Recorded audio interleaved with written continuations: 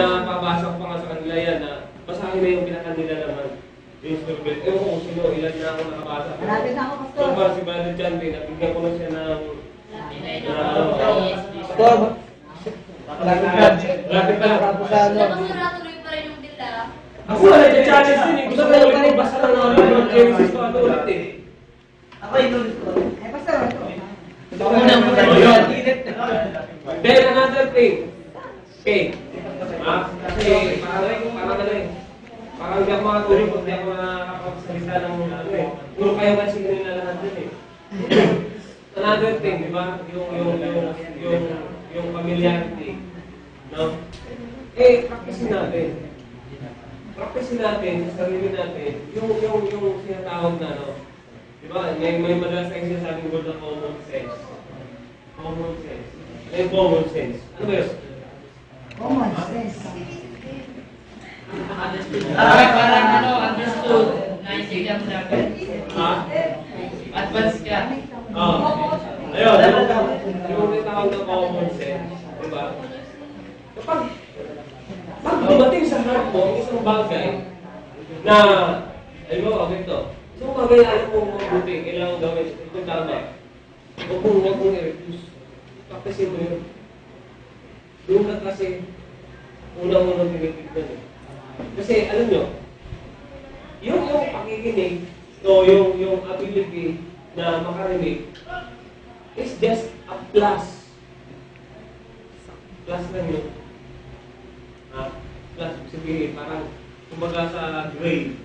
Diba? Parang additional lang lang. Incentives. Diba? Oo.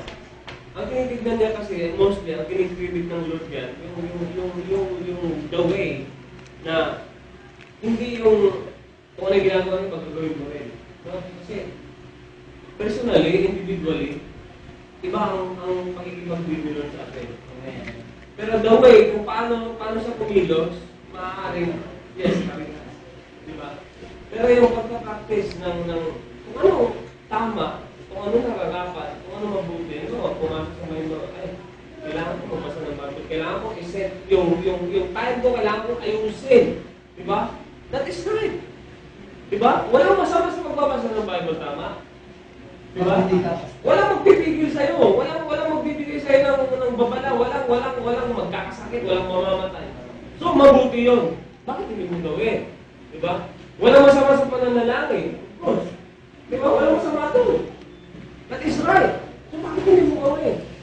O, ayaw natin gawin. So, doon pa lang, may posibilidad na, may tendency na.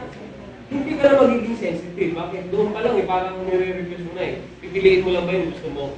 Pipiliin mo lang ba yung pag-uwi sa'yo? Pipiliin mo lang ba yung bagay na kung saan ka na mag-enjoy? Diba? Ang totoo nun, yung mga bagay na kailangan mag-practice natin. Kaya nga, i-ano natin yun, i-develop. Diba? So, ang kasalanan, sabi nun, ang kinukonsider na kasalanan, hindi lang naman yung nilabag mo eh. Diba? O kaya naman ginawa mo yung hindi pinagagawa sa'yo, yung bawal, ginawa mo, doon ka nagkakasala. Kasi ang kasalanan din, kung ano yung mabuti, na hindi mo nagawa, kasalanan. Lalo na kung ito ay pumasok sa mind mo. O kaya naman, inilagay ng Lord sa heart mo. Diba? Inilagay ni Lord sa burden sa heart mo. Kaya nga eh, diba? Kapag mayroon kang naramdaman na, kailangan, parang may nararamdaman ka ngayon na, hindi ko ginagamit yung pagkakataon na to, di ba? Biglang sa pagkakaupo mo, discipleship. Parang gusto ko mag-share, gusto ko, sagutin ko kayo pang merienda. Parang mga ganun. Pero actually, bago pa yan, kanina, dinisayat ko na yan, kaya ko kayo umalis. Ako na po. Oo. Diba? Yung mga ganun. Yung mga ganun, di ba? Sa simpleng maliit na bagay lang, kapag na-develop mo yun, okay? Na-develop natin yun. Siyempre, yung malaki, hindi na yun imposible. Hindi ka maninibago. Bakit? Kasi may step yun eh. May step yun. Kaya sa iba, parang pakiramdam, uy, ano yun? Bakit? Diba? Sabi ko nga sa inyo last time, at kung ginagawa yan, eh, marami naman pwedeng gumawa niya. Pero hindi eh. Igod kasi sa iyo yun, nagawin mo yun. Hindi lang dinidevelop natin doon, di ba? Kita mo yung palerma mo eh. Ay, kami naman ang palerma, bibigatan mo. You have to may